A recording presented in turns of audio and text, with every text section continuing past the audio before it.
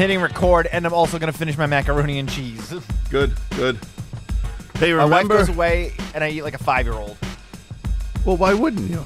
I mean, seriously. Wow. So remember we were having problems where my thing wasn't recording anything or and it would just freeze up and give out, and I'm like, oh, I should free up space on my startup disk. And I thought I found it all and took care of it. Yep. Find out that when I changed my computer recently, it decided to put my Dropbox files, all of them, onto the startup disk. Yep, I ran into that a few years ago. Yeah, so I moved those, and I ended up with 122 gig of free space. So, should be fine now.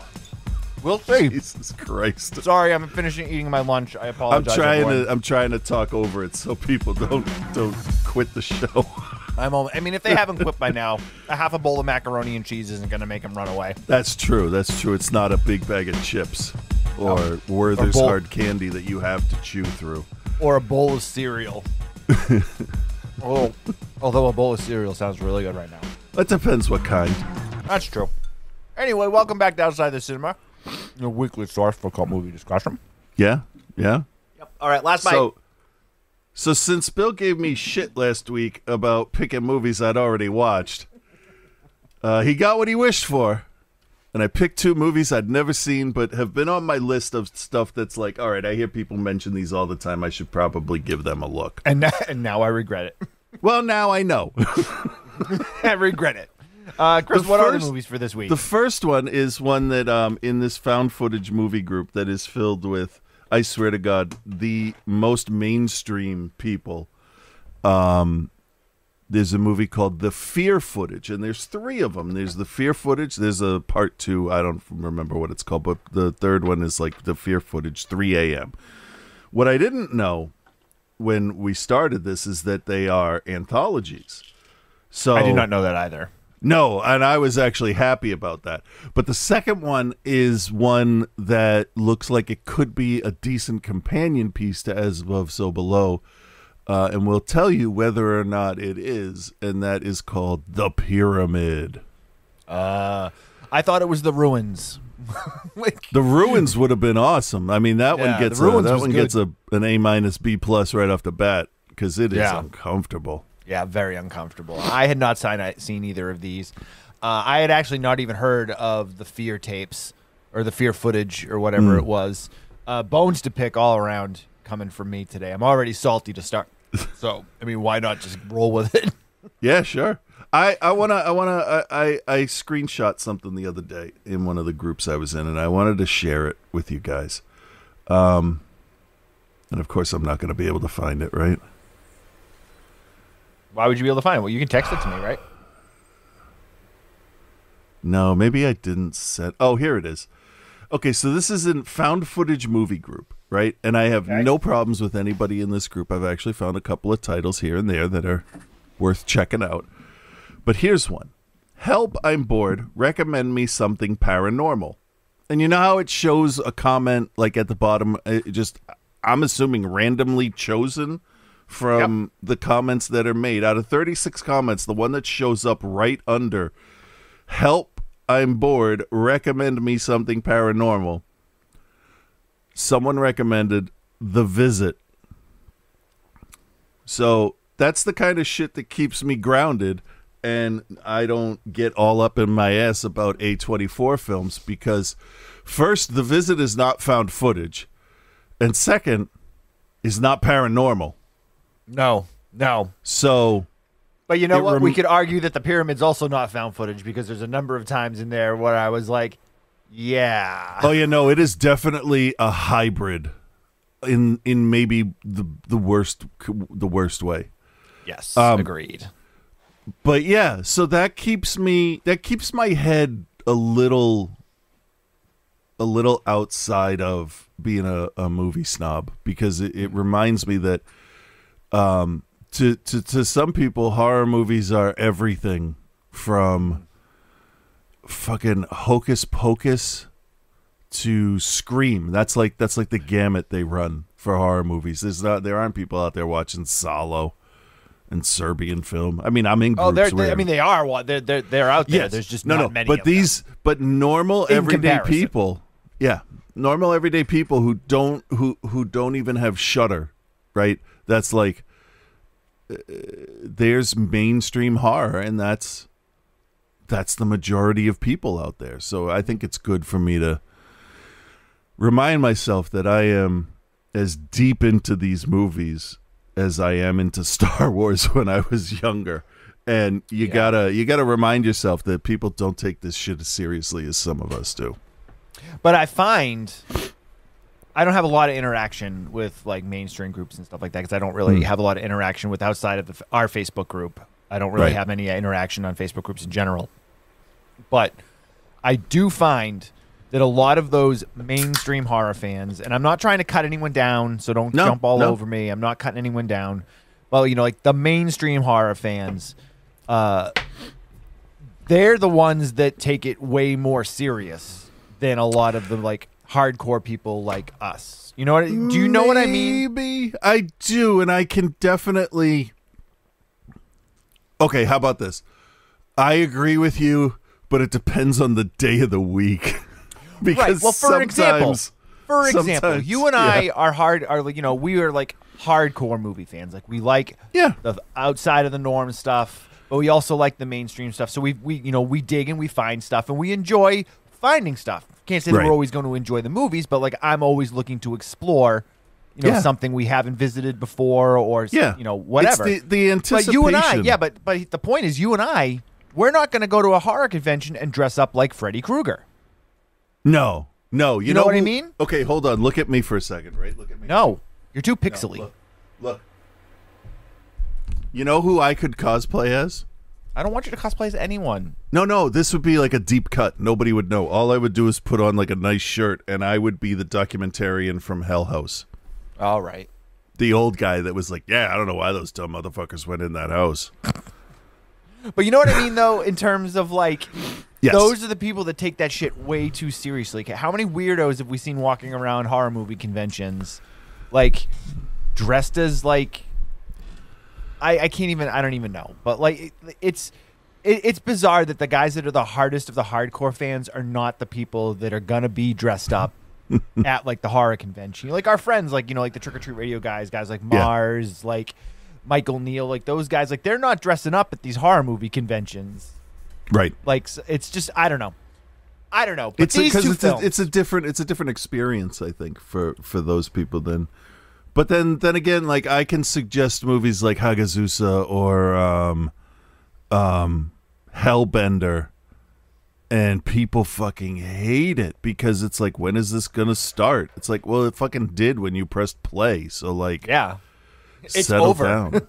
Yeah, right now I'm definitely my frame of mind over the last couple of years is the slow building, the slow building horror. That's why I like found footage stuff to a certain degree, because that is kind of slow building, but then turns into an action movie. But it's something like Hellbenders on Shudder, which I can't recommend enough, is like just this slow build of just tension and nervousness, and it's really interesting. Great. And that's crafting a story instead of entertaining, I think, is the difference between the two. And there's nothing wrong with Marvel movies and stuff like that. I have no issue. And like, if Nightmare on Elm Street's your favorite movie, like that's like there's nothing wrong with that either. Yeah. So I'm not giving you shit because you're dressing up as Freddy Krueger at a convention. I'm not giving you shit, but I'm just kind of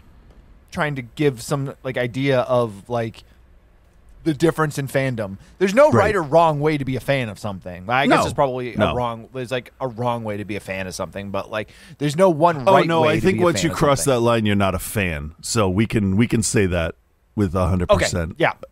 For sure.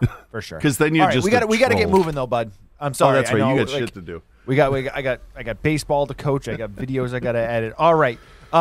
Patreon.com/outsidethecinema is the Patreon. If you sign up there for a $5 or more monthly donation, you get full access to shows when they're released early, plus access to the show archives.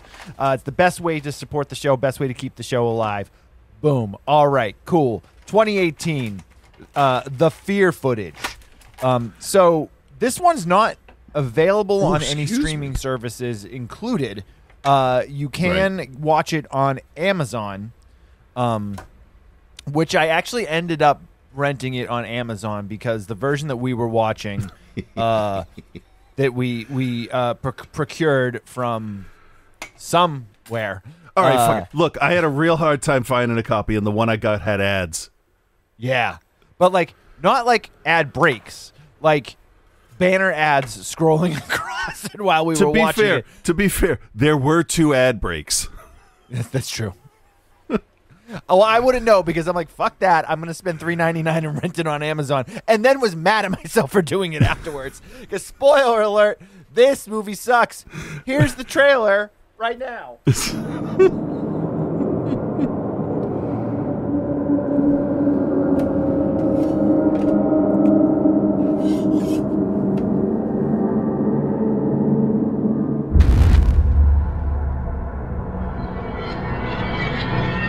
This is the police! Yay!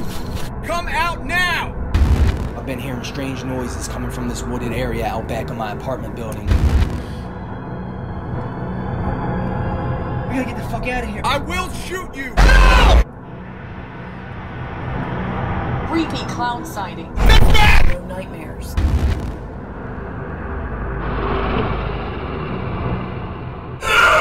Dark Bluff Police Department, come out now!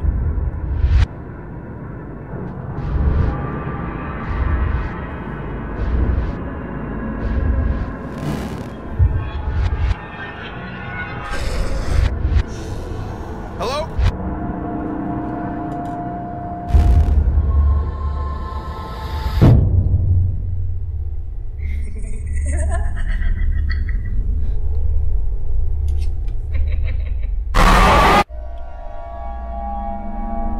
All right, the Fear footage. I can't believe there's 2 sequels to this, man.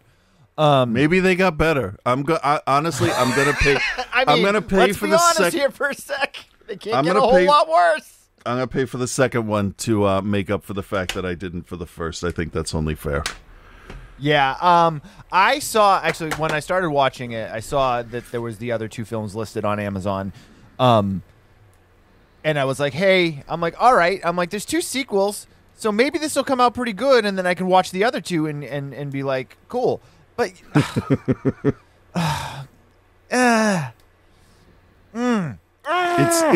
it's no budget filmmaking, and you know what? We gotta give him credit for putting it out. I will say this, yes. As a low to no budget filmmaker myself, I can completely understand cutting corners. I completely understand, doing what you need to do to make the film. Yep.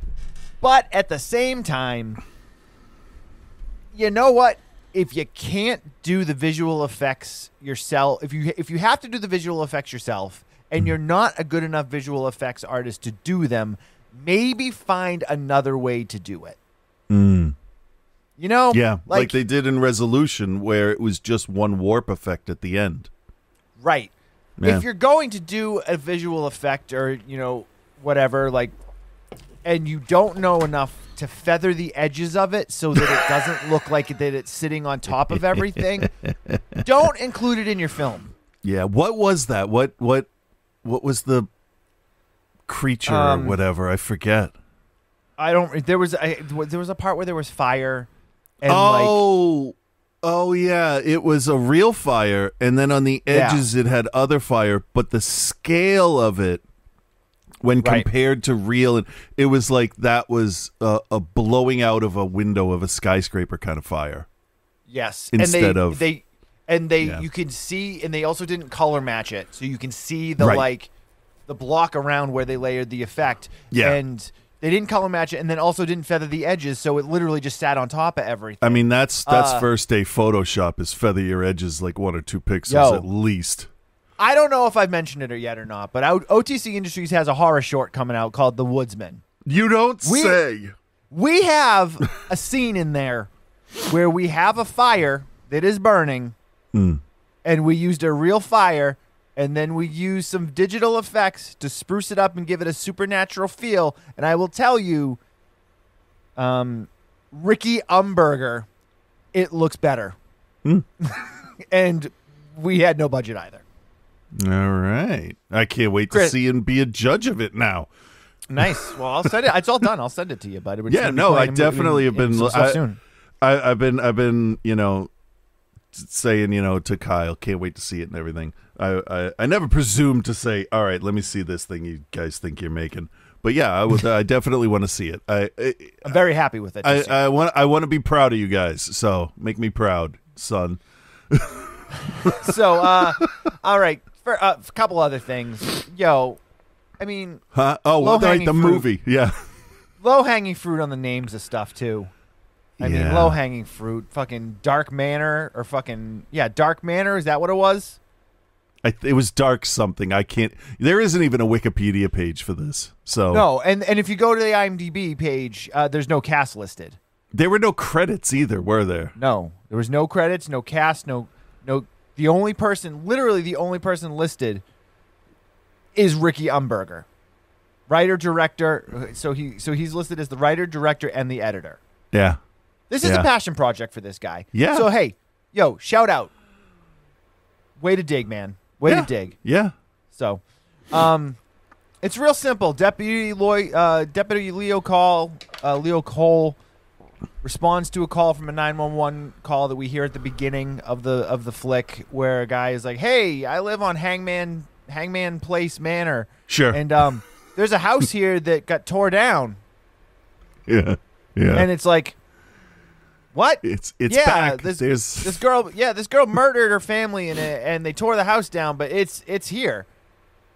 And the guy's like, "Listen, I know it sounds crazy, but trust me, it's here." And the lady's like, "All right, we'll send an officer over." So, man, and so much of my disdain for this movie comes immediately with the guy playing the police officer, which I'm assuming is Ricky Umberger. Oh, yeah. So they do body cam.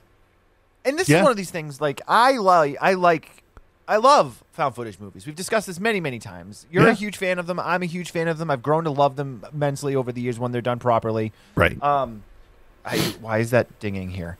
But I just have a really hard time with found footage stuff when you shoehorn in things to make it look like it's supposed to be natural. Mm-hmm. But, like, it makes it super unnatural. So, like, the cop is in the police car, and his phone rings. And he picks up his phone, holds it in front of the body armor, the body cam, so that you can see that it says, wife. Okay. What is Ellen in your telephone as? Probably her Ellen? first name, yeah. Yeah, my wife's name is in there under Melissa. Right. I know that I'm married to her. Wait, not even Mel? Just, like, in case somebody finds the phone, this is her full name kind of thing? Probably. Because I know you call her Mel a lot. That's why I was asking. Yeah. But, like, it says Melissa. It doesn't say my wife. It doesn't say my wife. Yeah. Although it should say my wife, and then in parentheses say Borat voice. But, like, he picks up the phone and comes in front of the camera and says wife. And then he proceeds to answer it. Yeah. And again, does the thing where, like, he holds the phone like this and, like, talks into it so that you can see that he's talking into the phone. Yeah. And asks the most mundane questions. Yeah. Is Timmy asleep yet? Yeah. It's bedtime. Goes into the house. First, so he's like, all right, I'm going to check this call out. It's probably nothing. And we get to the house. And I can only assume that Ricky Umberger called his favorite aunt that's a hoarder, and was like, Auntie May, can I film a horror movie at your house? And she's like, sure, Richard, that's fine. and then he films at the house, but again, it's done through a body cam, which I'm assuming is a GoPro. Looks like GoPro footage. Okay. And has the light, the, like, very specific light that only lights a circle directly in front of you. So he walks around the house. Yeah, so he's a policeman again. He walks around the house. 10-4. Outside looks quiet. Nothing here. I'm going to go inside. Yeah. Goes inside. proceeds to look around the house. And again, this house is like a hoarder's house. It's like everybody's grandmother that never threw anything away. Oh, yeah, they literally did nothing to change the sets. It's just all the mail and everything. So I'm like sitting there watching it with the girls, and I'm like, hey, I guess this ghost house still gets mail because, look, it's all on the sofa. Yep. All of the mail. So he's looking. Anybody in here? Anyone in here? So nothing weird's going on.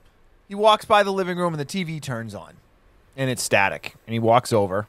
And again, this is a policeman who is responding to a call for a house that reappeared that was supposedly torn down. Yeah. Now, there's no explanation about this police officer, who he is, how long he's been there, or whatever. But as a police officer in that town, it is safe to assume that he probably heard about the murders at this house, and that the house was then torn down and has now reappeared.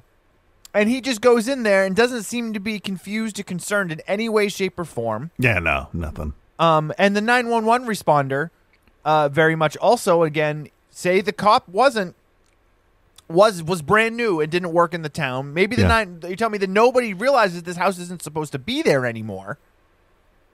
Other people have seen it because we know that the guy walking his dog or whatever is like, hey, I can see it. So it wasn't like this dude like saw something and he pulled over and like tripped into like another dimension or something. Right. The house is physically there, and as far as people concerned. Yeah. So he goes into the house, never calls for backup. Nope. Never calls for anything. No. Now, we know, obviously, once he steps foot into the house, he's not going to have any communication with the outside world. But at no point does he seem overly concerned that this house is there. Right. Right? And even if he's a brand new police officer and the 911 dispatcher is a brand new dispatcher, somebody somewhere in the chain of he's responding to this call is going to be like, yeah, that's the house that Gretchen murdered her family in. They did tear it down. There's something Gretchen. weird going on here. Yeah. But you know what I mean? Like at some point somebody, and this is the stuff that drives me insane with found footage movies, is where you just don't pay attention to your details and immediately your viewer is going to check out because you're not following rules that like are set up if you're going to be in the real world. His actions as a police officer, he acts like no police officer I've ever seen in my life. Like in any movie, in real life, or anything.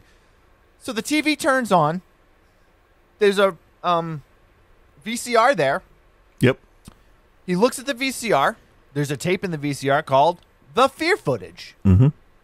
So as the police officer, rather than finish securing the scene and then leaving the house and being like, hey, 10-4, there's a house here, but there's nobody here. Yeah. No, he puts the tape in and then pushes play. Yeah. As you do. Right. Because he's thinking, well, if this is porn, I'm taking it. And the VCR, because I don't have one. And we go into the first door.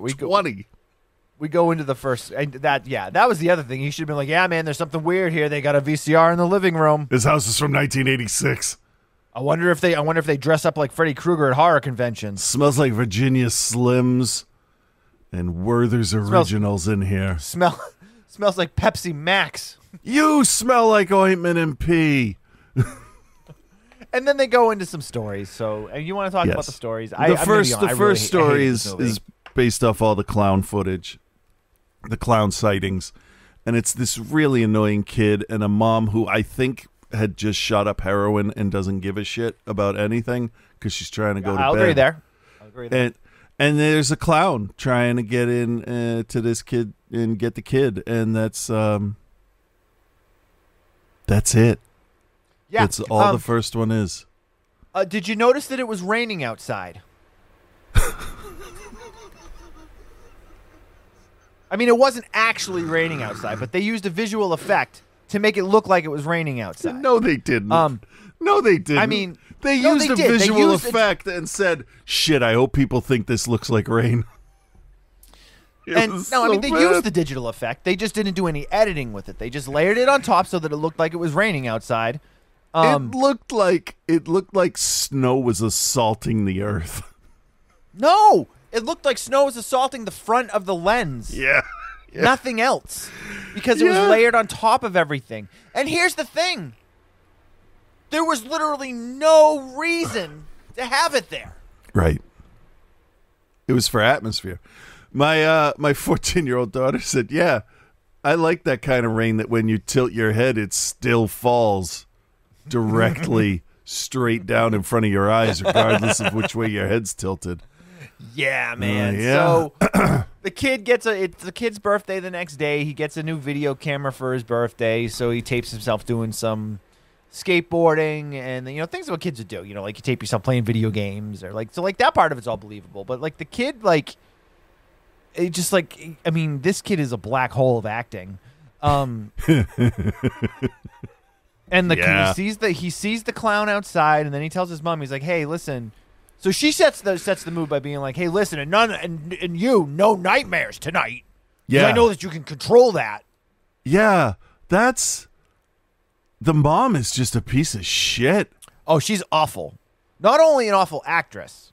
Yeah, that woman is a terrible person. Yeah. I'm gonna yell at you because your subconscious keeps fucking up my sleeping. And Let's go.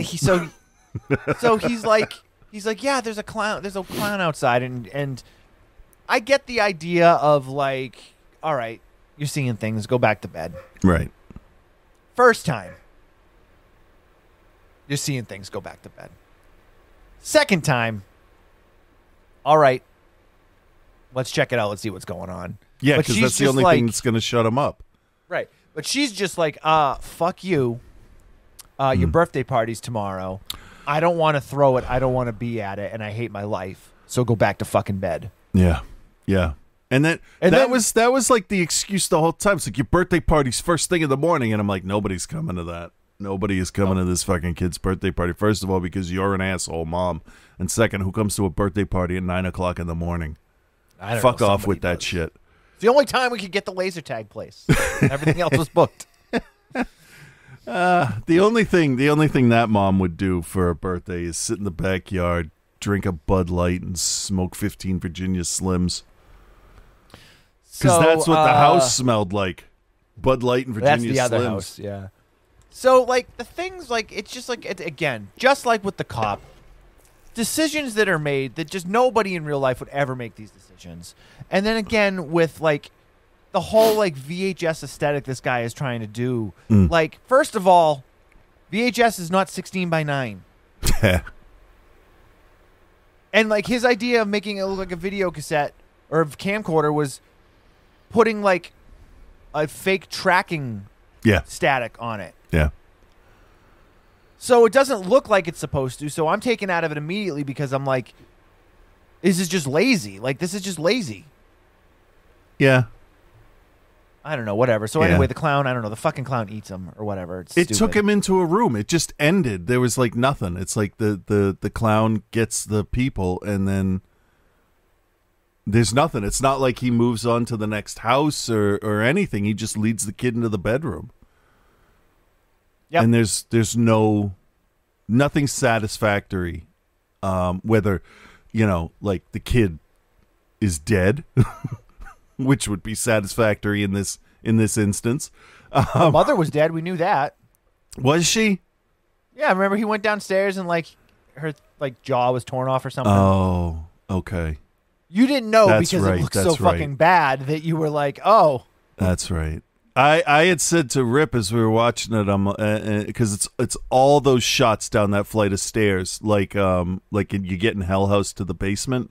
It's a lot of those shots down the stairs. And I said, Rip, you know what would bring this movie from abject failure, which is where it's at right now, to amazing? I said, what if gallons and gallons, a human body's worth of blood just was flung at that corner landing and just I agree. Splash the whole thing, covered it in red, and then the clown just starts walking up the stairs and we cut away from there.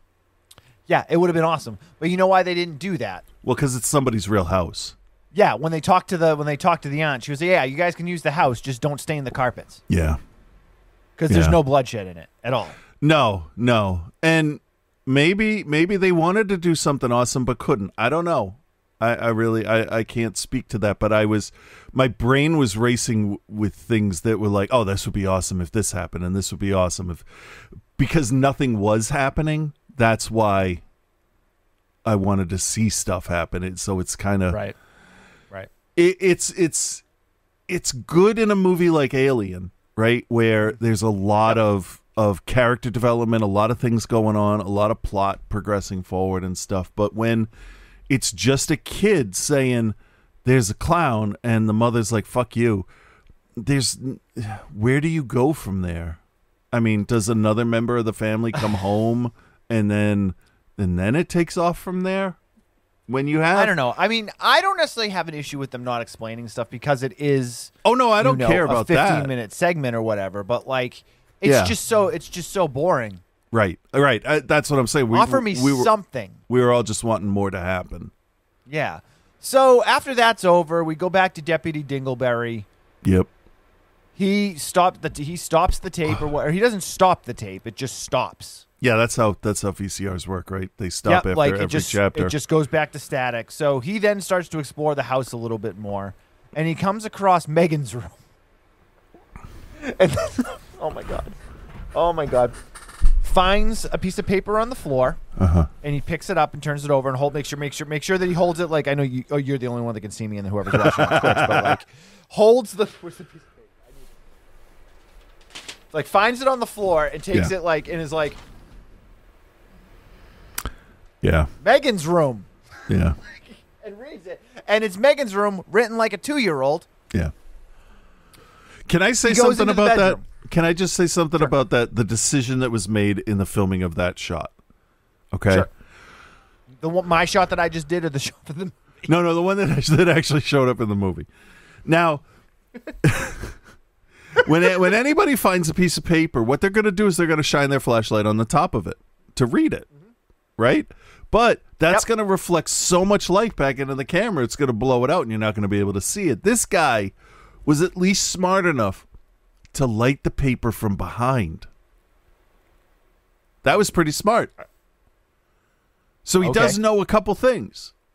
Or he's learning as he goes along. He filmed it the other way like 10 times and then was like, fuck.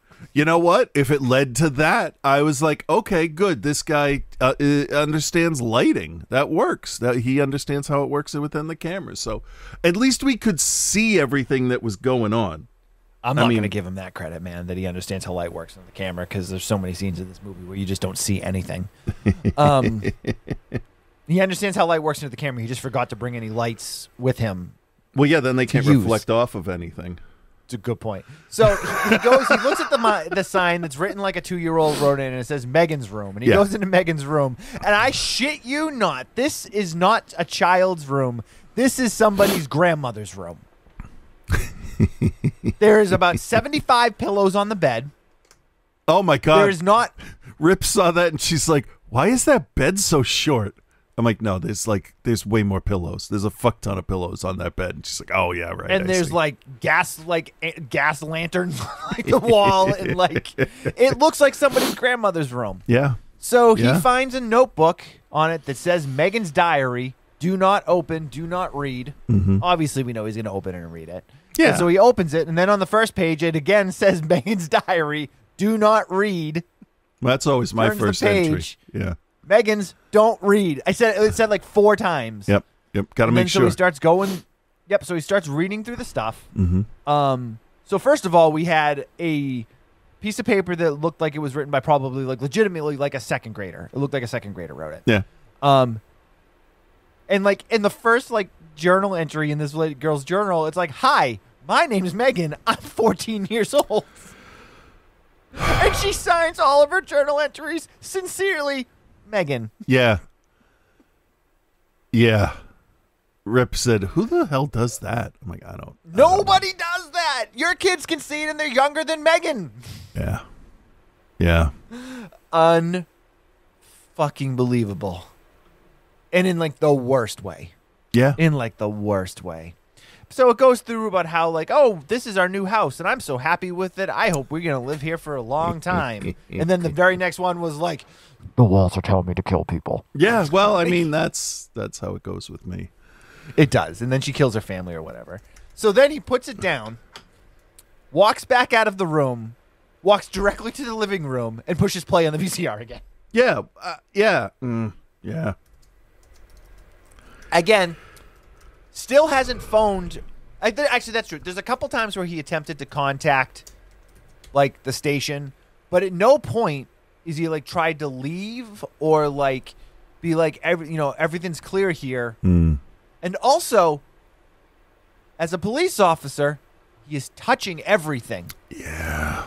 And he's not wearing gloves. No. And he's not securing anything, and he's just touching everything. Yeah. Including the VCR. Multiple times. Because we need to watch the second story. Which was what, Chris? This was, it didn't have a name, so it's people in an abandoned building. I guess. Sure. I don't know what the fuck this is about. I don't know. They were like going hunting or something, maybe? I don't know. If they were going hunting, wouldn't they? Oh no, they were storm. It did have a name. They were like storm hunters, or right? whatever. There is a name in front of all of them. Man, I watched this thing like all of 3 these. days ago. Another thing, going back to your found footage, he pushes play on the VCR, and then it gives you the story, which comes up with like a name made in iMovie. Just so you know, that's a title from iMovie, and it's it's like a default font too. It's not default even like font, and it's actually the default. It's the default title, the cross dissolve title. No. So it comes up, and then it's like Storm Chasers or whatever. And again, with the fucking, like, I get it. It's a found footage movie, but, like, at least make an effort. So they're like, the guy's like, hey, man. He's like, we're going to, like, go storm hunting. And the guy's like, cool. And then, of course, the guy with the camera is, like, the biggest fucking jackass and asshole you ever met. Yeah, what is it? And he's with like, hey, man, you got shitty pizza cameramen? here. Yeah. Well, that goes back to the whole thing of, like, found footage of, like, you're just pushing it too hard and you're trying too hard. Just let the person be fucking normal. Yeah. And so the guy in the basement is like, so I built this camera, and it's a head camera, and like, so it's gonna revolutionize the storm chasing world. And I'm like, dude, have you ever seen a GoPro with a fucking clip that goes on your hat? Like that was invented like at least 10 years before this movie came out. Yeah. And the guy's like, it's an ear camera. It's going to revolutionize the game. I'm like, oh, well, there's your opportunity so you can have a second angle. Yeah, because they didn't have those on their helmets in Aliens. Nope. Back in 1986, filmed in 85. So 85. Fucking. You know what was an actual game changer was in VHS, those Buddy Holly glasses. Yes, yeah, which are now those Ray-Ban Facebook things or whatever they are. They're like a camera now. Yep. So they're like gonna go chase storms or whatever, and like they go pick up a couple of other friends, and they're driving out to the middle of nowhere, and they hit somebody crossing the street. So they're going storm chasing, but like they're like out like driving to the middle of nowhere. And storm chasing never even, like, it's not even like he put the fake rain in the first one. But this one, he didn't add the fake rain to, and these guys were going storm chasing. And, like, you could have added some thunder and some lightning in the background. And, like, it's bizarre. So, I don't know. They hit this guy, and then somebody starts shooting at them, and they end up in an abandoned building with, like, this weird cult and this weird monster thing that was definitely bought at Spirit on clearance. Man, it sucks. So this feels a lot like Bone Storm that we were talking about last week in VHS 2, I want to say. And I was okay with this one because they find this abandoned building after they hit the person, and they're chased by these people in black masks and robes. Okay, fine. And then at one point there's this giant vampire-like creature that crawls out of a crypt or whatever. I don't know where it came from. But for the amount of time they showed it, which I think was twice and probably all of about 3 seconds combined, I was like, holy shit, that's surprisingly good. All right, good on you, movie.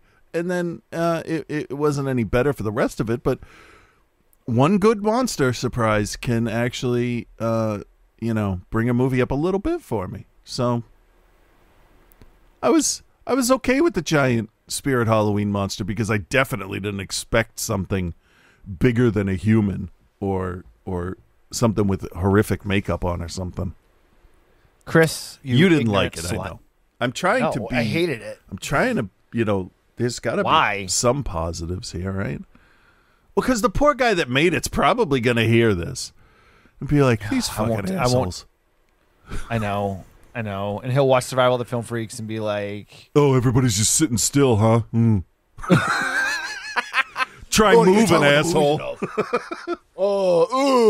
Try a tracking shot. You're not treading any new ground. Oh, now, to be fair, we're making fun of a person that we'd probably get along with.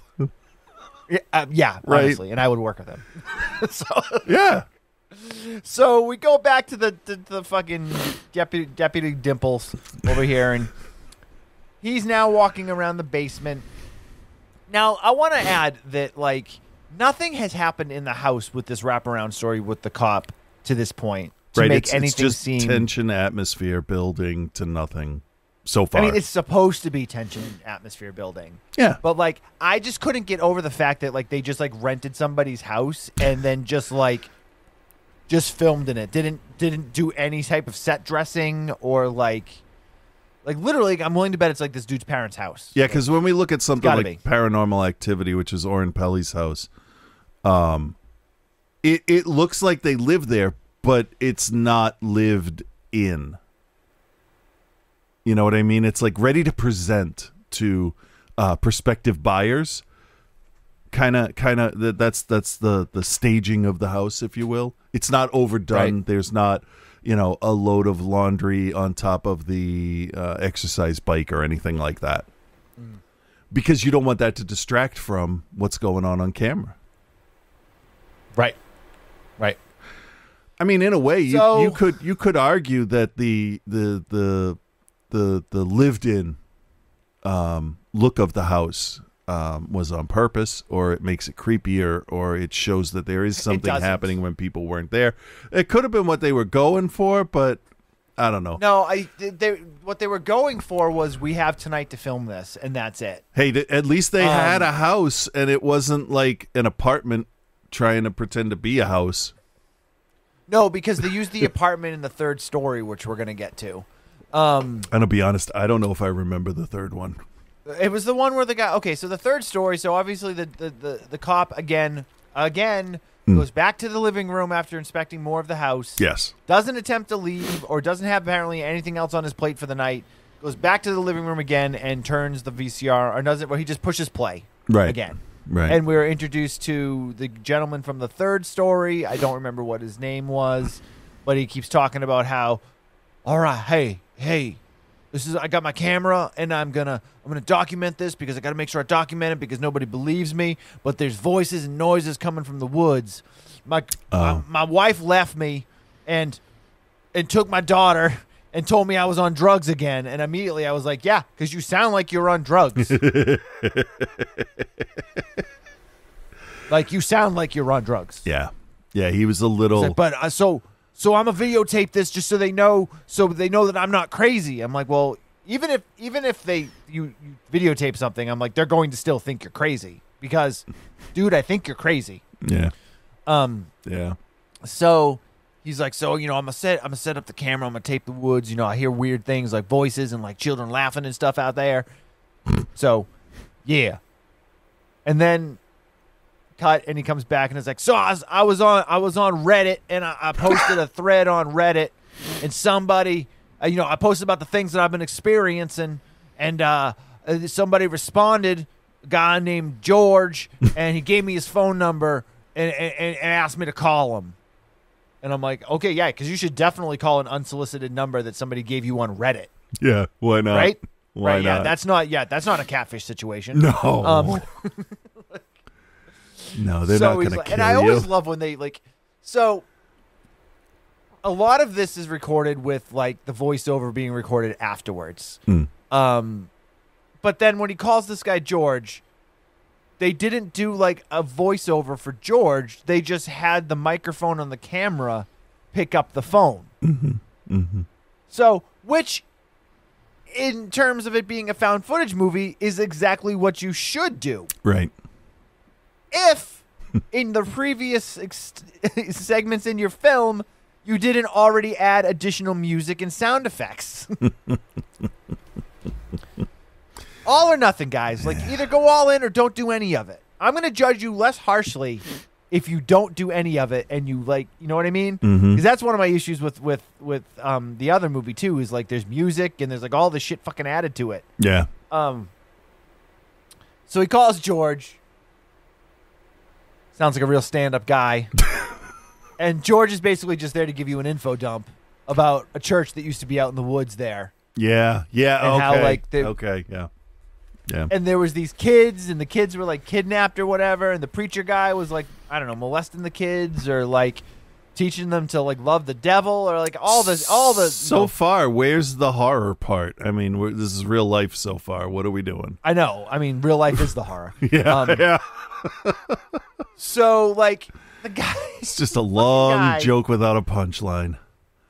Yeah, Meth Head Mark over here is, like, listening, and he's like, yeah, man. He's like, yeah. He's like, that's crazy. He's like, there was the church and, like, the preacher guy. And then he says something. He's like, well, what happened to the kids? He's like, oh, the kids were adopted. And he's like, oh. And just, like, hangs the phone up. He's like, hey, man, thanks. I got to go. And, like, hangs the phone up. So, I don't know. He smokes a few rocks, and then he gets back on camera. And he's like, man, that was weird. I wish my wife didn't think I was on drugs. And then the wife calls, and he's like, hey, honey. No, I told you I'm not on drugs. And he's like, can't you just come home? And, like, you can't hear what she's saying. But he's, like, doing that whole, like, I'm telling you, no, it's all good. I'm hearing things in the woods. I'm totally fine. I'm totally fine. I'm fine, I swear, man. So he then videotapes the woods behind the house because everyone sets up their cameras to try to catch something, and apparently they have endless memory and they have endless power. And, like, the battery never goes dead, the memory card never fills up. Right. And then he gets back on. He's like, I heard it last night. It sounded like it was closer. Sure. I think there's people watching me. Like, he's like, I'm like, none of this is real. This dude is just like a meth head, and he's just fucking tweaking out. It's some crazy gun nut meth head tweaker out in the woods. Yeah, right. Exactly. Only not nearly as endearing. No. No. So then he does this thing where he's like, all right, I'm gonna go out into the woods. He's narrating his whole life, by the way. Yeah. I'm gonna go out into the woods. And then, like, they cut. He's like, all right, I've been walking out here for, like, 3 hours. Like, he's like, I think I should probably head back before it gets dark. Jesus Christ. And then, of course, like, the house shows up. The house that's not supposed to be there. The church, whatever. right? It was the church. He hears the church bells. And then he hears his daughter's voice. And he's like, I'm coming for you, Katie, or whatever her name was, or Kathy or something. What I think it was Kathy. It doesn't matter. He's like, I'm coming, don't you worry. And then, of course, that's how he ends up in the church. And then we find out that the preacher guy's in the church again. He's a ghost, and he was one of the kids that was adopted, and boom, over. Yeah. And then you're like, oh, good, that's done. And then we are reintroduced again to the fucking police officer. And then, I don't know, fucking the dead girl's ghost shows up or something. Does it? I don't remember the end. Something. They used the same mask they used for that weird vampire thing earlier on. They just put it on a little girl. Yeah. Okay. So. Okay. And, you know, whatever. He dies or whatever. But the whole point of the movie is they're like, oh, you know, Deputy Cole was never seen or heard from again. But the next morning, his body camera was found. Right. So he was actually heard from again. Well, hold up. Yeah. Hold up. Is he in part 2? Did you watch part 2? Hold up. Yes, no. Yes. Hold up. Okay. Wait a minute. Yeah. So they tell you all this at the beginning. You know, he disappeared, he vanished, but the next morning, his body camera was found. So we're seeing his body camera footage, right? Right. But yet, we see all of the pieces of the movie. Yep. not through his body cam footage, Right. through like actual like cutscenes and stuff. Yeah. So like, I get, I get it, and we talk a lot of times about like, Bill, it's a found footage movie. Fucking suspend some belief for a second. And again, I don't have a problem suspending some belief on some stuff, but when you continuously insult me as a viewer, I can't let little things go. Yeah. Yeah. So yeah, all right. We spent like 45 fucking minutes on that movie. Well, we're not going to And- spend much time on the next one, so.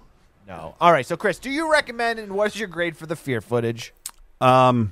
Right now, as of right now, I don't think I can recommend it because not that my opinion has any weight to it that people consider when they're picking out their movies, but if anybody considered my opinion listenable in the very least, I am not going to recommend this movie and break whatever trust I have between the listeners and us.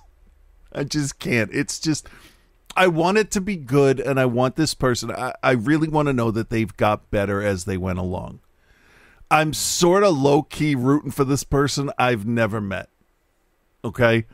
Because, I hear ya. there is, you can see a little bit of good ideas and a little bit of talent in there, and it just takes practice and working. So I've seen Hercules Goes Bananas. It gets better.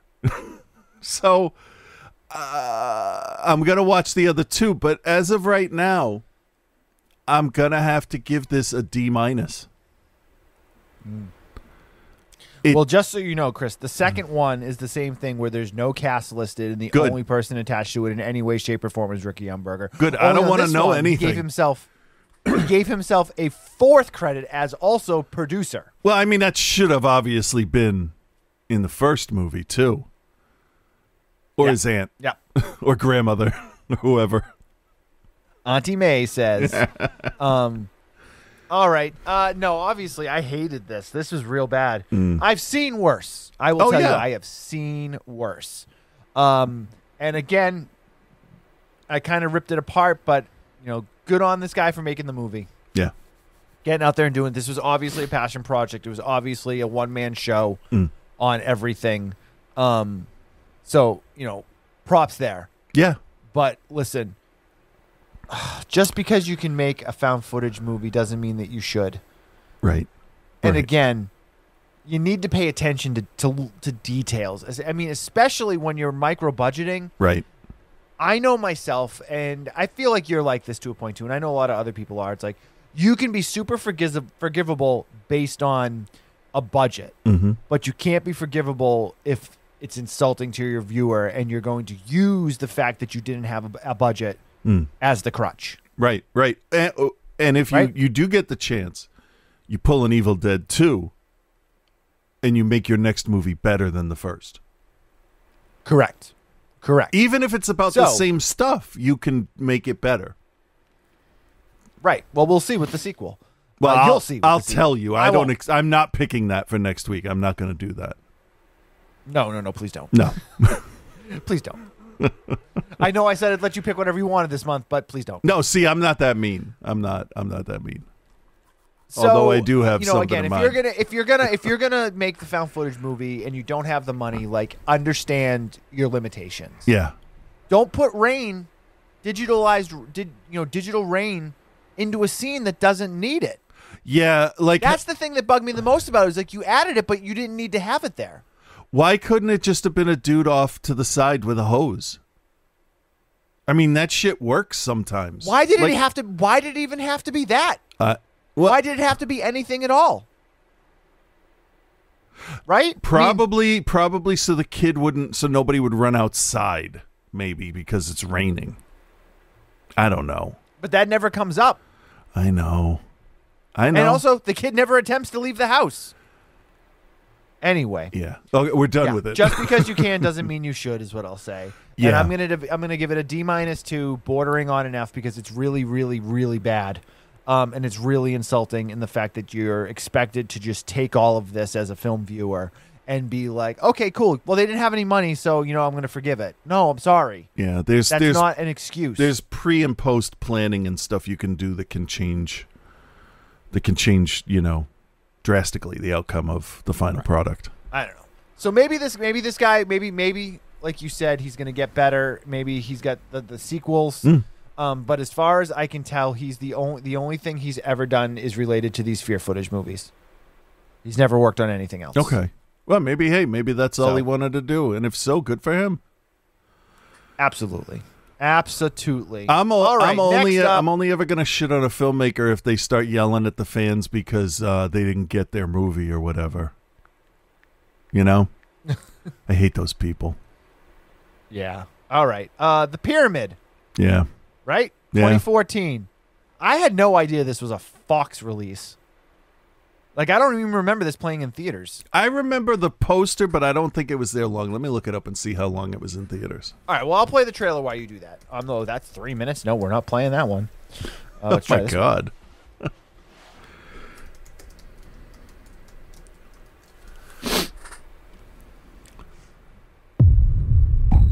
It has been called the Curse of the Pharaohs. Vengeance against adventurers who disturbed the sacred tombs of the pyramids. 1699. A Polish ship carrying 2 mummies is haunted by spectral visions and brutal storms.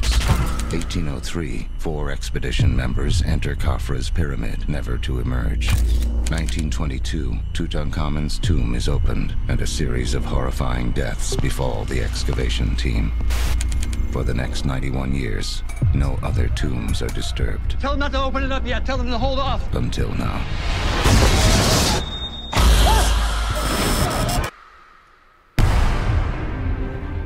So what happened to him? Toxic air. Usually found in caves, tombs, structures that have been sealed off. As you can see, the pyramid behind me has only 3 sides, not 4 like the Giza pyramids. Look at the size of that thing. Hey, he's saying we can't go in there. This is the find of the century. You're crazy if you think I'm not going in there. Stay close and don't touch anything. Look at this. What is that? These carvings tell a story. This is a warning. A warning for what? What is happening? We have to back out of here one at a time. Oh my God. Dead end. It's a labyrinth built with the purpose of keeping whatever is inside from escaping. Did you guys hear that?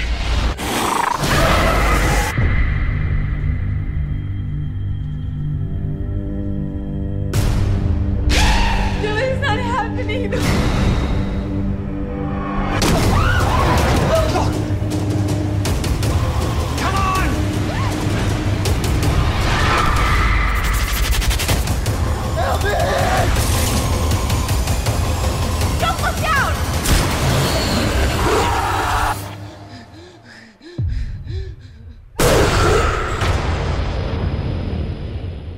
All right. I was really, really bummed and upset to find Alexander Aja's name attached to this in any way. He was the executive producer. So The Pyramid 2014.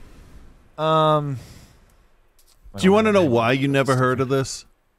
Why did I never hear of it? Here are the movies that were out when this was released. Mockingjay Part 1, Horrible Bosses 2, Penguins of Madagascar, Interstellar, that had been out for a month. Big Hero 6, Dumb and Dumber 2, The Theory of Everything. Those are all they made more money than The Pyramid the day The Pyramid opened. Then there was Gone Girl, Birdman, Nightcrawler, St. Vincent, Fury, The Imitation Game, John Wick, the Ouija, Kirk Cameron Saving Christmas, The Box Trolls, Annabelle. All right. You made your point. So there was a lot of other horror as well as comedy and big action stuff. It's December. Nobody wants to see a fucking horror movie in December. You're not wrong. Unless it's Christmas themed. So the director, Gregory Levasseur, French filmmaker. He's only directed this and one other movie, but he worked on a bunch of like the French New Wave movies that stuff like High Tension. He worked on. So as a writer, he worked on. I mean, he worked as a writer on High Tension, and then basically kind of rode the coattails of that through.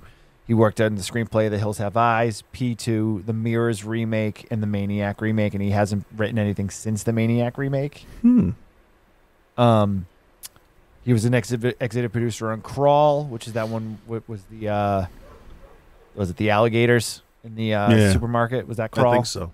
So, this film though is a masterclass on how a studio ruins a found footage movie. Masterclass on it. Multiple situations of things where they they open the movie with kind of like that trailer did a little bit in terms of like, giving you some background and some information, and they talk about how they went into this thing in the pyramid and they were never seen or heard from again, but yet they somehow managed to get the footage. This documentary is a testament to it, so they're telling you it's a documentary that they made based on it. So that can try to explain away editing things. Right. But then they leave stuff in that if they edited it, you wouldn't leave it in. Yeah. And then also, there's a number of times where there's shots that are taken from a point where there's no camera. Yep. So this is definitely a mix of. It's a regular third-person film showing found footage, showing first-person elements, I think is the best way to say that. Right.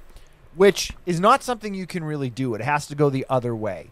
You have to present it as a third-person narrative film, and then mix found footage into that. Yeah. You can't go. You can't start found footage unless you have like a point where like it becomes fully narrative. Oh yeah, you got to pull away from the monitor or show them in the editing booth saying, "I don't know what the fuck we're gonna do with this footage." Right. Yeah. This is really incriminating. We got to do something. Yeah. Right. So you have an archaeological team. They discover this lost pyramid out in the middle of the desert, buried under like 30,000 years of sand or something like that. There, it is taking place in what was it supposed to be 1990? When was the big uprising in near civil war in Egypt? It was like 2001, maybe late 90s, early 2000s. Shit, I can't remember now, but around there. Either way, it's taking place in a time of major civil unrest in Egypt. Yeah. There's talk of a civil war coming. They've been doing this research. They're outside of Cairo and outside of a lot of the stuff, so it's not a big deal. It's a father and daughter team. She is very much like inclined to use new technology like satellite imaging and all of these other things. And they're trying to figure out where this pyramid came from, because they know it's a lot older than the other ones and it looks different than the other pyramids. So there's definitely something weird going on with it. We then have a documentary crew, and I'm not even giving anyone names because nobody in this movie is given enough of a character to deserve a name. Yeah, that's true. They're there to basically, document the whole thing. They talk about how there was a deal made back in the States before they started and how they were going to film everything, and wherever Nora was the girl that was the main, the female archaeologist. Wherever she went, the film crew went. Right. So I will say this. I didn't finish this.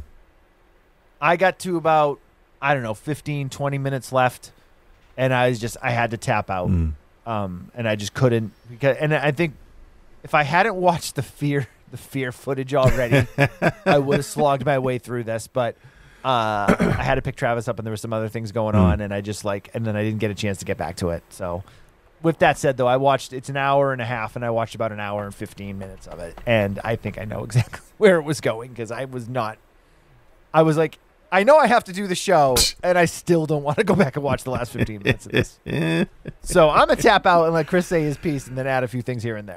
So back in the 80s, the Children's Television Workshop made a movie, or a made-for-TV movie, called Don't Eat the Pictures.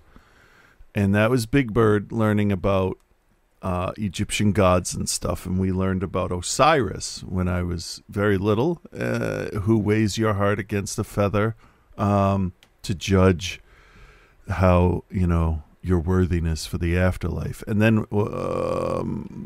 Moon Knight takes it a step further and informs everybody about the god Amit, who, if your heart is not lighter than a feather, eats your heart, and then you move on to the next whatever. So the whole idea of this is that there's something running around inside this pyramid, and it ends up being Anubis, who is not a violent god, but in this movie he is, and he also does the weighing and the eating of the heart. So they totally fucked up the story. And a dude gets his heart ripped out. She almost gets her heart ripped out, but then in the beginning we got this bacterial dust that came out of the thing and killed a dude. I thought he was going to turn into a zombie. I mean, he looked like he was going to be a zombie, didn't he? The white eye and the peely skin and shit.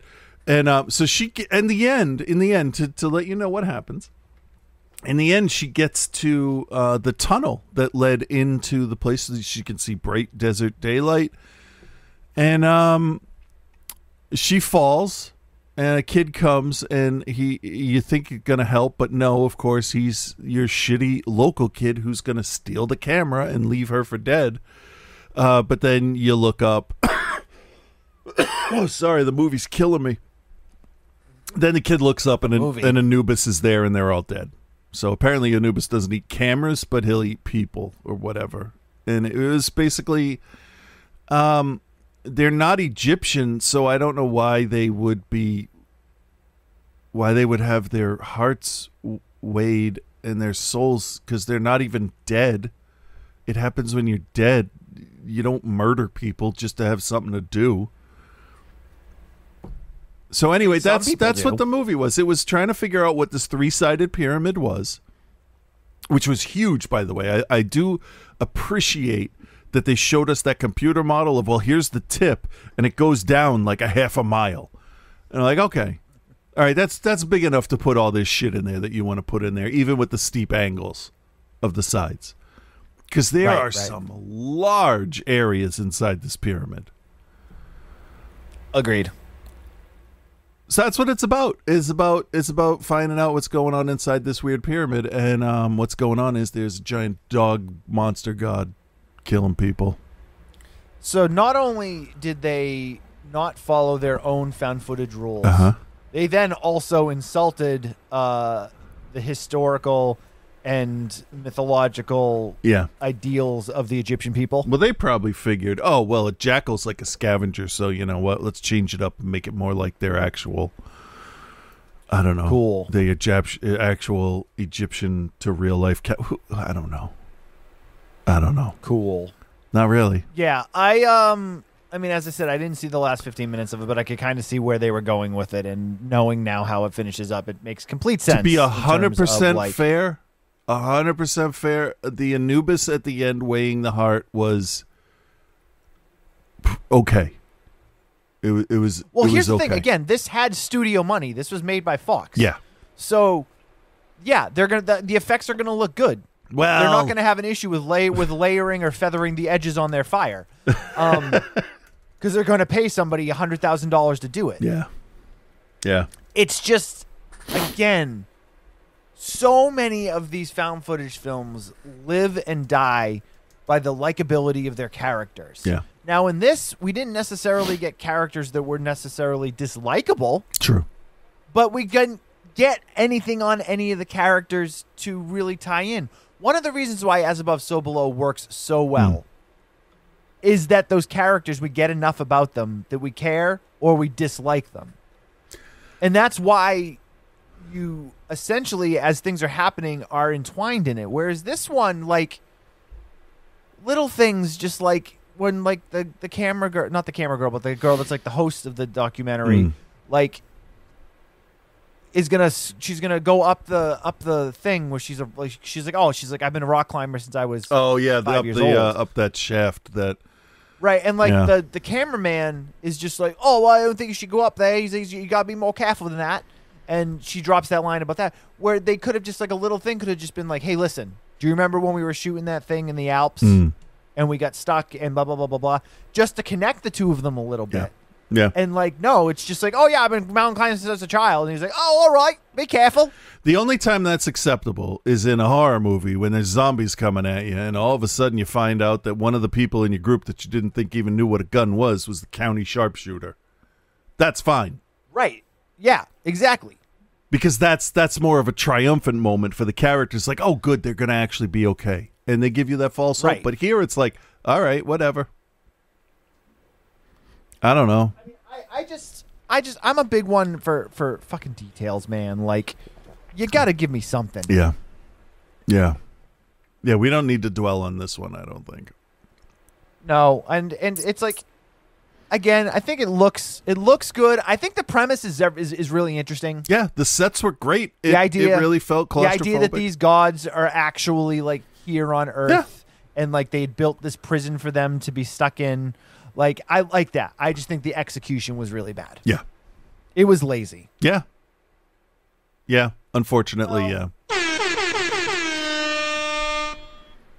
All right, Chris, do you recommend what's your grade for the Pyramid? I'm not going to recommend this one. I would say if you want to see what Anubis looks like, just look up those parts. Because really, that's all. That's all this is worth. In the beginning of the movie, I'm just going to comment a couple things that I thought while I was going on. In the beginning of the movie, when they go in, they're wearing gas masks. They're wearing filtration masks. Because there's poisonous mold in there. We already saw it kill somebody. Right, and I'm like, oh, that's a great idea, because after they're done, if they need to change a line or a plot point, they just loop it in. It doesn't have to match their mouths if they wear these masks the whole time. And then they took the masks off. And I'm like, oh, man, that would have made your looping job so much easier. Sure would have. They all had masks. But everybody complains about Prometheus and taking off the helmets. Every place takes off their fucking masks. Every movie does, because the actors need to be seen.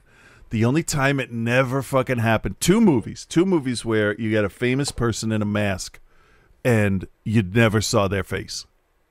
One was Dredd with Carl Urban, because he understood Dredd doesn't take his helmet off. Right? You still there?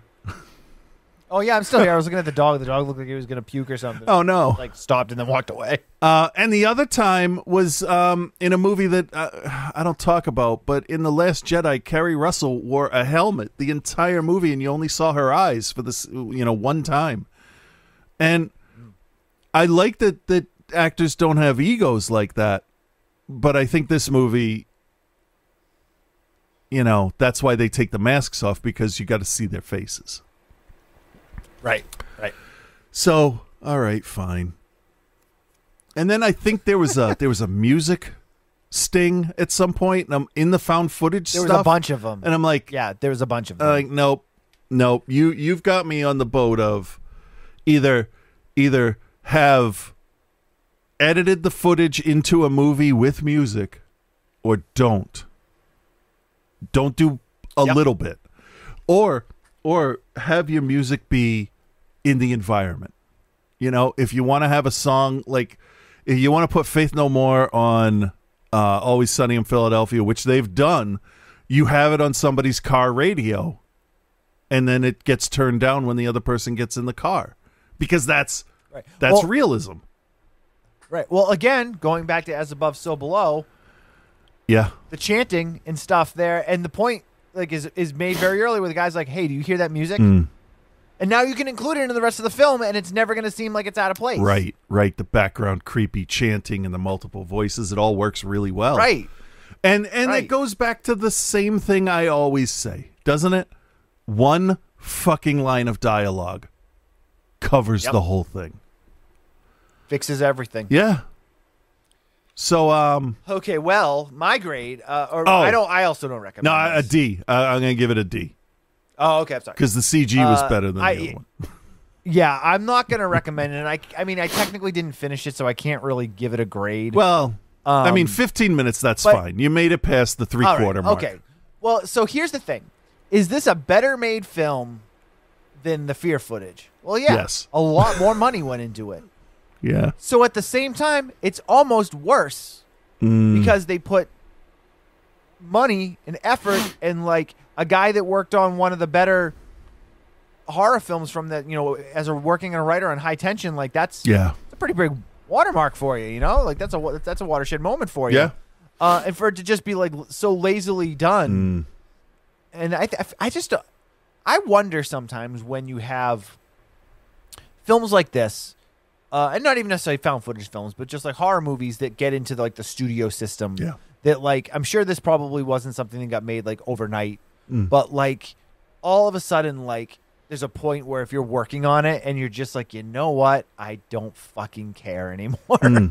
And then that's why these always end up being so bad, because like all of the script changes, all of the whatever, everything that's gone through, you get to a point where you're like, well, I have to do this because I'm signed on to do it now and I can't get out of the contract. Yeah. And I still want to make the movie, but now it's like I just don't have the bandwidth or drive to make the movie I wanted to make because they're not going to let me make it anyway. I don't know. So I'm going to give it a D- also then. And in ways it's worse than the Fear footage. And like I know that's kind of weird to say that because the effects are a lot better. The Anubis does look, I mean, I looked it up while you were talking about it. I mean, it looks pretty good. Yeah. But I think it's like you look at something like the Fear footage and you're like, yeah, this guy didn't have any money to make this movie. Then you look at something like this and they had tons of money. And I mean, I don't know what its actual budget was, but I'm sure its budget was at least probably $10 million. At least. Like that dude made that movie on probably like $2,500 and they made this movie in $10 million and they're both fucking the same type of terrible. Yeah. Yeah. So I don't know for what it is. I mean, this is the worst. This is like one of the more offensive ones. I'm less offended by Fear footage than I am by this. Yeah, no, I can definitely agree with that. Yeah. Speaking of offended, oh boy, what do you think Joe thought of Trancers 2? Well, hello Bill, hello Chris, and hello OTC Nation.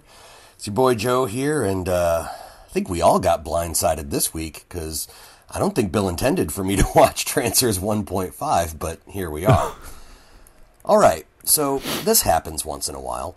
I've found, especially with book series, but occasionally with movies or sometimes even TV, it's a thing where there's like a side story or like a connective bridge between books or movies that takes place like elsewhere. Not in the story, but in real life. Kinda? I don't know. Like a compilation of short stories where there will be a story that takes place in a bigger franchise. Upside, you might drive some of those readers or watchers over to your thing. Fantastic. Downside, someone like me, who if they like a thing, wants to watch all of the thing, like, I want to watch all of the thing like I'm 100%ing Stardew Valley, might be disappointed by missing that small chunk. Like, seriously, you want me to watch your series of films, but you then tuck the bridge between Trancers 1 and 2 in an anthology film called Pulse Pounders? First of all, that sounds like a porn about a very specific cardiac fetish. Second, if I spent countless hours collecting all the packages and movie props and playing cards and whatnot in Grand Theft Auto 5, I damn well wanted to see this back in the late 80s, and you denied me that, Charles Band. Me and Charles Band now have heat. I can let go that his massive ego killed off one of my favorite movie studios for like a decade, but this I cannot abide. This was all a very verbose way of exaggerating my dismay about missing out on a 20-minute short film from 35 years ago. So, the problem might lie with me. So Helen Hunt obviously had better things to do this week because she's out of this thing faster than that Lone Ranger movie with Johnny Depp was out of theaters. Short story shorter, an assassin from the future who was put away by Jack Death escapes, time travels back to 1988 Los Angeles, and is hunting him. Him being Jack Death, obviously. Yes. That's about it. This thing is exactly 24 minutes long, including credits. So I'm not sure what to talk about here, except there is a scene that made me so very happy. So Art LaFleur travels back to warn Jack Death about the assassin, and they're all jumpy when a guy is outside the window, and Jack, grabs this guy who, says, "Oh, no, I'm a roofer, man. I'm working on the roof." Mind you, he's wearing a silk shirt and multiple gold chains while working on a roof. Anyway. Hey, man, it's L.A. Jack interrogates him, and 1 second, it's not raining, and the other second, it's raining like you're in Southeast Asia in late spring. Continuity aside, whoever was in charge of the rain machine was like, "Oh, this is my chance to shine," because it becomes like a goddamn monsoon, and this poor actor is just trying to spit out his 3 lines of dialogue while water is just cascading over his head and into his mouth and into his eyes, and you can tell he's just miserable. This whole thing is worth watching just for that alone. This whole thing feels like a fan film that the makers somehow got all of the original actors to be in it, possibly by blackmail because nobody feels like they want to be here. Also, they focused entirely on the sort of 40s detective noir of the thing, and not at all, not even an ounce on the trancers aspect. There's not a single trancer in Trancers 1.5 City of Lost Angels. Here's the thing. The Good. It's got a runtime about a third of the length of a standard film, so any mistakes or problems that this has just kind of seem smaller. The Bad. You mean beside Helen Hunt's lady mullet? Oh, terrible. I guess it feels cheaper and less competently made, like maybe they were doing this on a rush, as just a favor to be a part of this anthology film. Pulse Pounders. The picture is grainy, the sound is pretty bad, and it really just overall feels like a semi-pro fan film. Trancers 1.5 is going to get a, C-. Good try. I'm sure you'll get them next time. But I'll be back next week with the actual professional film production of Trancers 2. So until then, be good, everyone. All right. Wow. I got nothing to add to that. So I guess we'll just jump right in with Reverend Scott here. Let's see here. Oh, there it is. Oh, no, wrong one. Sorry, I almost played last week's again. All right, here we go. Mark, shut up. You know, everybody needs one thing to just kind of reset themselves. Maybe that's what it was. Yeah, I mean, and it only runs, 15 minutes, so. It's pretty short, and they really do have fantastically dickhead characters in it. They do. Which is the opposite. Speaking of fantastic dickheads, Chris. It's time for Reverend Scott already? He's been here the whole time. Oh, you're going to pay for that one. Oh, yeah.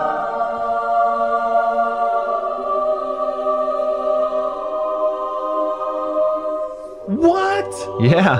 Holy shit. Yeah. With Reverend Scott.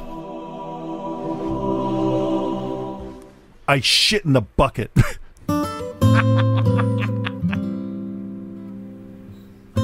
Hey there, Bill and Chris. This is Reverend Scott, and we are gathered here today to do 2 things. 1, talk a bit about a cosmic creature double feature, Resolution and the Endless. And the second thing is a very delicate topic concerning the future of the show. Oh, shit. Something's out to get us now. But before we get into that, let's talk some movies. Chris, what did you pick for the show this week? I picked 2 movies that I'd never seen before. No, you didn't. And much like Chris, again this week, these are 2 movies I've actually seen before. I'm just not going to lie about it. Fuck off. I have to admit, though, it's been quite a long time since I've seen Resolution. Listening to you 2 review this did bring a lot of it back for me. It's quite the mindfuck. kind of like waking up the morning after having 18 beers, then having 26 more beers. It feels hot. It feels sticky. It also feels like a headache. It's a solid entry into the catalog of films by the incredible duo of Benson and Moorhead. I give them an A. I give you a review of B-. And if it were in a vacuum, on its own, Resolution may not be quite as solid, but with the addition of The Endless, it does truly get to flourish. Similar to Chris's movie references. Thought we may have covered The Endless at one point, but we did not, as far as I could tell. Yeah, no, I just talk about it a lot.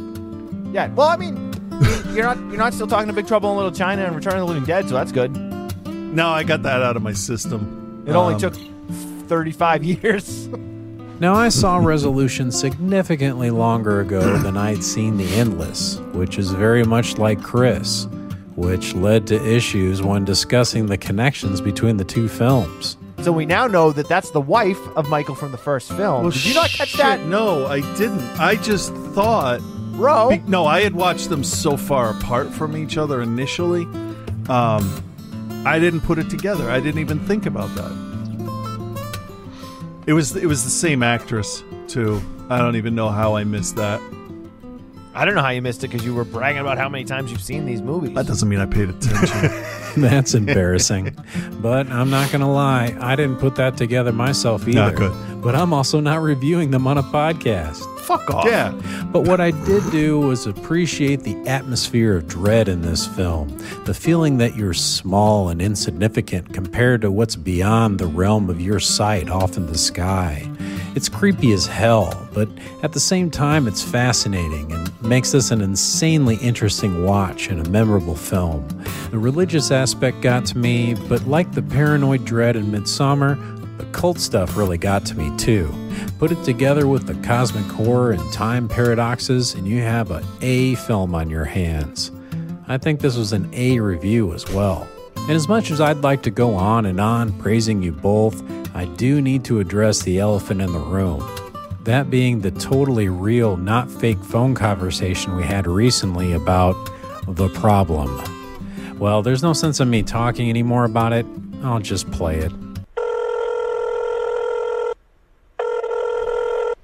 Hello? Hang on.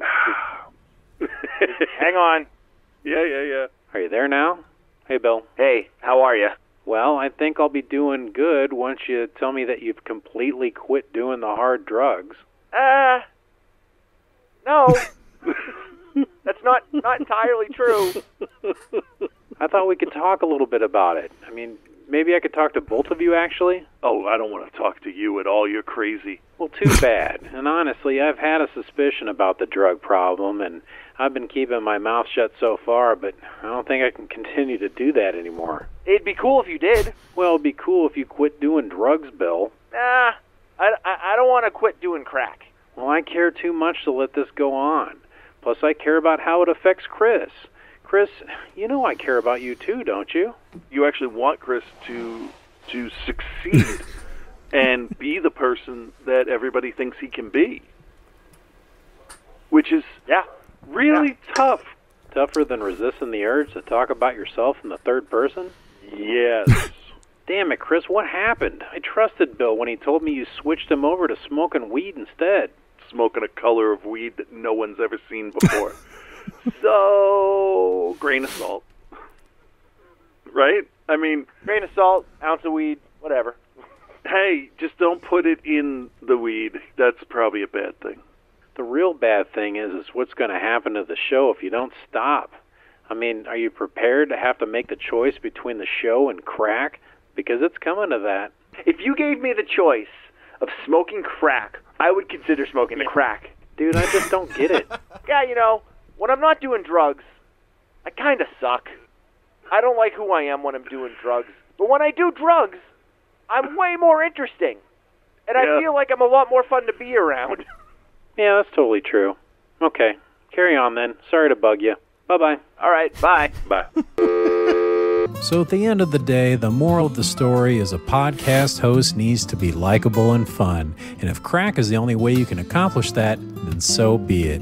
Don't let me interfere. You do you. This is for you. This is for you to your personal journey with Jesus. What the hell is happening? So until our next personal journey with Jesus, peace and love, guys.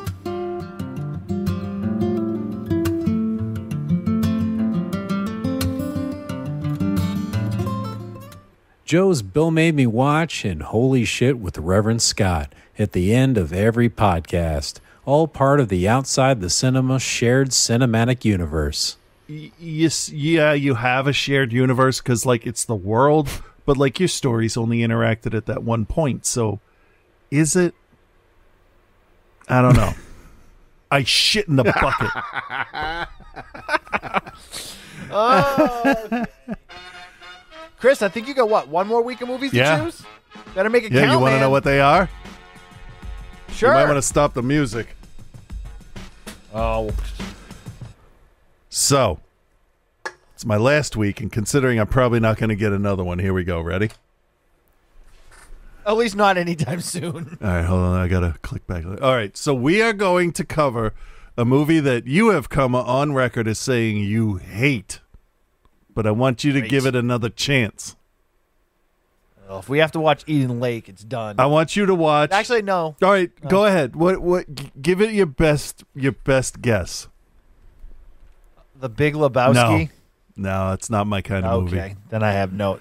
I want to officially, on the record, on the show, do a full review of The Adventures of Buckaroo Banzai Across the Eighth Dimension. Followed by... My name is Chris, and I am predictable. Followed by... No, this is to torture you. This is for Strip Nude for Your Killer. Ready for this one? You liked Strip Nude for Your Killer after about 6 years of watching it. Yeah, so you should probably like Buckaroo Banzai at this point. Probably not. Now, wait for the whole title, okay? Is it Remo Williams, The Adventure Begins? No, we've done that. We've done that. I know we've done that. Yeah, we have.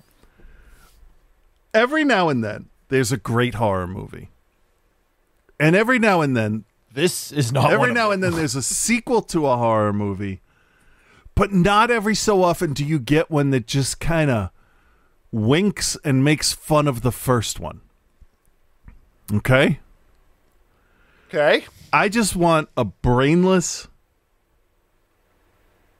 bullshit. Let's make a sequel movie. That's what I'm in the mood for.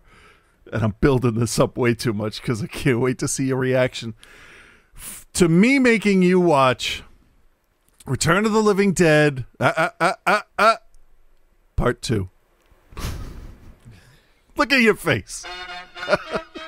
I mean, I've seen it. I've seen it a bunch of times. I know. I mean, but I like it. I like it. I want to. Right. I've never actually talked about that one that much, but.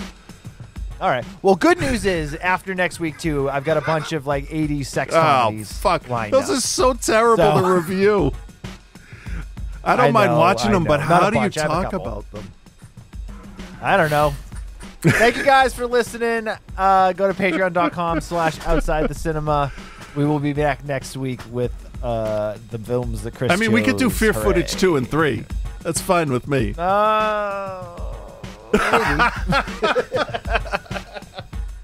All right, guys. Thank you very much. Head over to Facebook if you want to chat about stuff. OTC Bill at Cthulhu on Instagram.